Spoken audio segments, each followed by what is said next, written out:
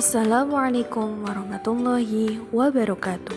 Kami dari kelompok 4, Program Studi Bimbingan dan Konseling Pendidikan Islam akan memberikan edukasi tentang pembentukan akhlak siswa.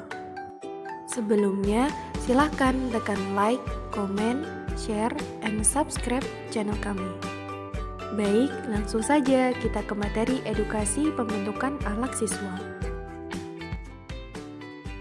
Akhlak adalah yang berkaitan dengan tingkah laku manusia yang dilakukan dengan sengaja dan yang muncul dari dorongan jiwa secara spontan. Menurut Imam Al-Ghazali menjelaskan bahwa akhlak adalah salah satu sifat yang tertanam di dalam jiwa manusia yang dapat menimbulkan suatu perbuatan dan yang mudah dilakukan tanpa adanya pertimbangan pemikiran lagi. Selanjutnya, macam-macam akhlak. Akhlak dibagi menjadi dua, akhlak terpuji dan akhlak tercela.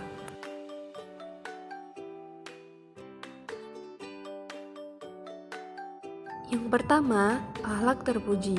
Akhlak terpuji adalah sikap atau perilaku baik dari segi ucapan ataupun perbuatan yang sesuai dengan tuntunan ajaran Islam dan norma-norma aturan yang berlaku. Akhlak terpuji merupakan golongan akhlak yang harus dimiliki oleh setiap manusia. Akhlak terpuji contohnya itu seperti sabar, jujur, rendah hati, dermawan, sopan santun, tawakal, dan masih banyak lagi.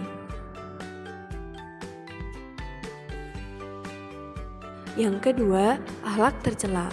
Akhlak tercela adalah sifat yang sangat merugikan diri sendiri maupun orang lain. Dalam ajaran Islam, akhlak tercela merupakan perbuatan yang sangat bertentangan. Golongan akhlak tercela merupakan tindakan buruk yang harus dihindari oleh setiap manusia. Akhlak tercela itu seperti sifat sombong, iri, dengki, tamak, hasad, takabur, ghibah, dan lain sebagainya. Nah, itu tadi macam-macam akhlak. Oleh karena itu, kita harus membentuk akhlak yang baik. Lalu, bagaimana cara pembentukan akhlak? Kamu nanya, biar aku kasih tahu ya. Pembentukan akhlak dibagi menjadi 3 metode. Yang pertama, metode keteladanan. Yang kedua, metode nasihat. Yang ketiga, metode hukuman. Yang pertama, metode keteladanan. Metode keteladanan dibagi menjadi 2, verbal dan non-verbal. Metode keteladanan verbal dibagi menjadi 2, komunikasi sengaja dan spontan. Komunikasi disengaja adalah komunikasi yang direncanakan untuk proses pendidikan agar tercapai tujuan pendidikan.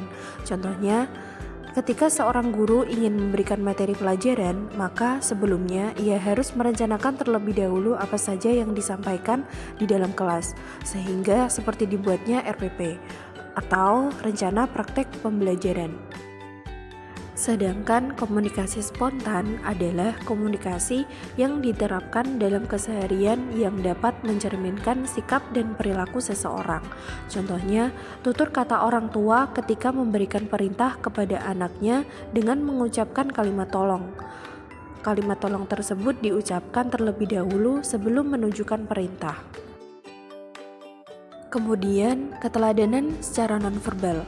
Keteladanan secara nonverbal adalah isyarat, sikap, atau perilaku yang dapat memberikan keterangan yang dapat dipahami oleh orang lain secara umum. Contohnya, seperti orang tua yang sedang memberitahu suatu tempat kepada anaknya tanpa mengucapkan kata-kata, namun mengarahkan jari telunjuknya ke tempat yang dituju. Selanjutnya, bentuk keteladanan. Bentuk keteladanan dibagi menjadi 2, perkataan dan perbuatan.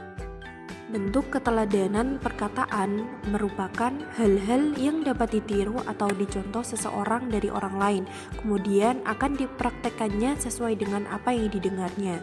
Sedangkan bentuk keteladanan perbuatan adalah hal-hal yang dapat ditiru atau dicontoh seseorang dari orang lain dalam bentuk perbuatan, kemudian dipraktekkan sesuai dengan apa yang dilihatnya. Yang kedua, metode nasihat. Metode nasihat dilakukan dengan cara memberikan konseling kepada siswa yang bermasalah, misalnya dengan memberikan motivasi belajar. Metode nasihat sama dengan motivasi belajar. Motivasi belajar adalah dorongan yang dimiliki individu untuk melakukan perubahan tingkah laku belajar untuk mencapai tujuan yang dikehendaki sebagai hasil dari pengalamannya. Kemudian, pentingnya adanya motivasi belajar.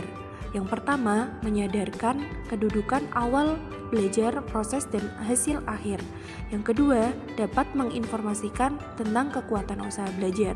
Yang ketiga, mengarahkan kegiatan belajar.